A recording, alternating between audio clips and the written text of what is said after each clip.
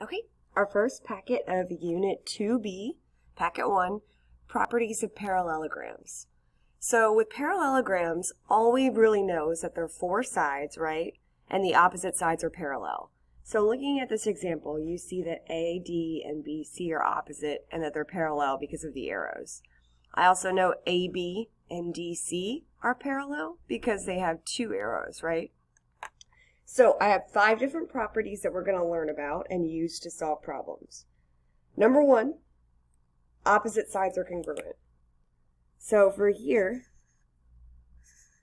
I know that AD and BC are congruent because they're opposite. I also know that AB and DC over here are congruent. So let's look at this. If AB is 4, meaning A to B, this yellow side is 4, what else is also 4? The other yellow side, right? DC. AB and DC. All right, if BC is 10, my pink side, what is also 10? AD. All right, now, if CD is 6, I also know that BA is 6. C to D is 6, B to A must also be 6. If AD is 8, I know that BC is also 8. So opposite sides are congruent. Equal. All right. My second property, opposite angles are congruent. All right, so here, my opposite angles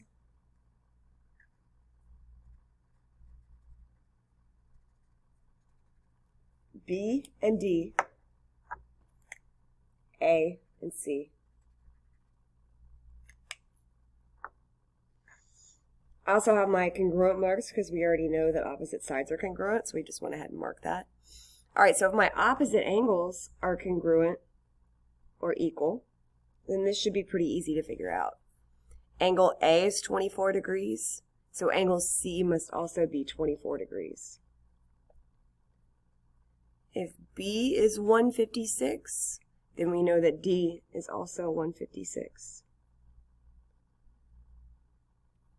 All right, if we're given angle C, the other thing that we must know is angle A. So if angle C is 73 degrees, then we know that angle A must also be 73 degrees. So far our two properties are pretty self-explanatory, right? Opposite sides are congruent, opposite angles are congruent. We pretty much learned that from middle school, I hope. All right, now here is the interesting part. Same side angles sum to 180. So if they're on the same side of the parallelogram, then they sum to 180. So you can see that B and A are on the same side. B and C are on the same side. C and D. And A and D. All of those sum to 180. Now another way you might see this written, instead of same side, you might see the word consecutive. And that means one after another. So if I'm going around like this, consecutive just means the next angle. A and B are consecutive. B and C are consecutive. C and D are consecutive. So if you see same side or consecutive, it means the same thing. And then at this point, if we're saying sums to 180, we can say that the relationship is supplementary because we know that supplementary sums to 180. All right, so I'm going to use my same coloring here so I know what's equal. So pink and pink are equal, yellow and yellow are equal. Pink and yellow, yellow plus pink equals 180. All right, so let's see. If A is 30 degrees, I know that C is also 30. And I would know that B and D must be what? 150. How do I know it's 150? Because these two need to equal 180. 30 plus 150 equals 180. All right, if I'm given B as 120, what's C? They're on the same side, right? Pink and yellow sum together to be 180. So 120 plus 60 sums to 180. All right, if C is 45, then what's D? I need them to equal 180, right? So I'll give you a minute. All right, you should have said 135. Remember, C and D are on the same side, so they have to sum to 180. All right, if I know angle D, then angle A and angle D are supplementary. So all I'm going to do is take 180 minus 136, and I get 44. A is 44. All right, so my three properties so far have not been that bad, right? Opposite sides are congruent, opposite angles are congruent, and same side angles are sum to 180 or supplementary. All right, my last two properties talk about diagonals. So when I'm talking about a diagonal, I'm talking about a line segment that connects the opposite sides, right? So looking here, what are my diagonals in this diagram?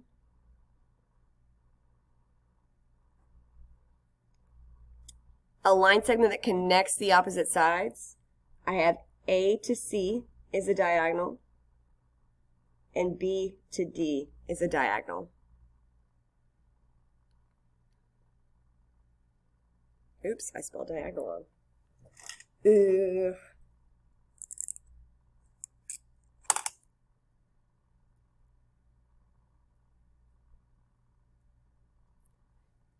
Okay. Diagonals of a parallelogram bisect each other. What does this word bisect mean? Splits into two equal parts.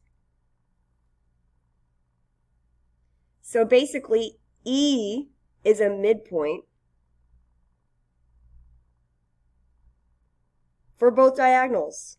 Do you see E cuts BD in half and E cuts AC in half? So if it bisects diagonals, I know that A to E and E to C are equal. And I know D to E and E to B are equal. So let me go ahead and write that. I know that AE is equal to EC.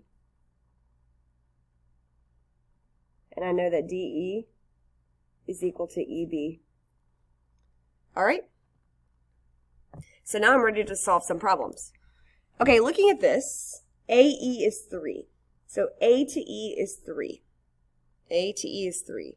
So what is E to C? Should be the same exact thing, 3. E bisects them, right? So this and this are equal. You can see that with the congruent marks as well. All right, now that I know that AE is 3 and EC is 3, what's the length of the full diagonal? Should be 3 plus 3. So A to C is 6. All right, I want you to pause the video and try the rest on your own. So go ahead and pause the video and try the rest and come back once you've tried them so you can check your work. Okay, so D to E is 15. That would make E to B 15 as well. These two are equal. Now they're asking for the entire length of the diagonal from D to B, and that is 30. 15 plus 15 is 30.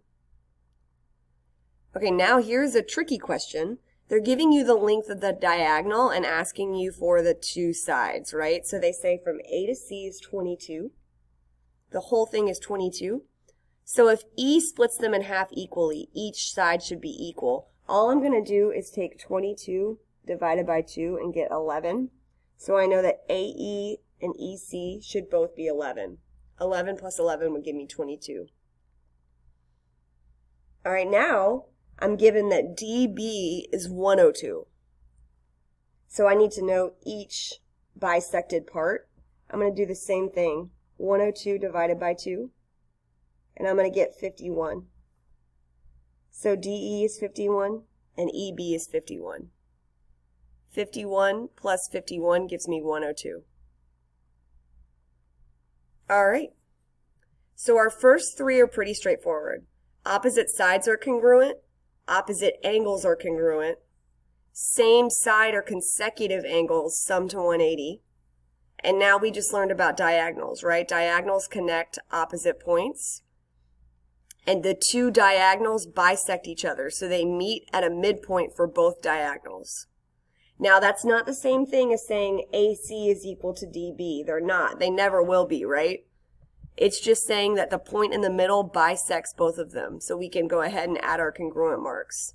See how you notice the pink has only one congruent mark and the yellow has two. That's because the yellows are the same length and the pink is the same length, but you can't say that all four are.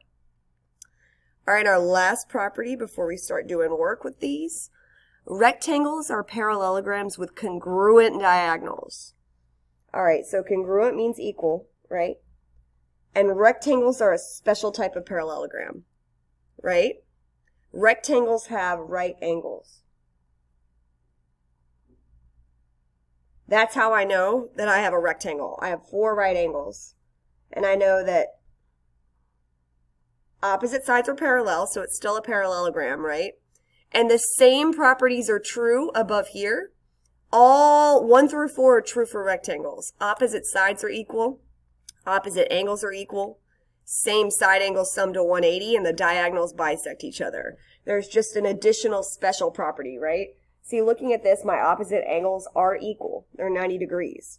My same sides sum to 180, right? My opposite sides are equal.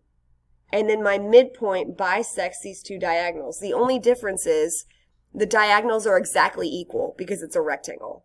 So what I can say here is that DB is congruent or equal to AC.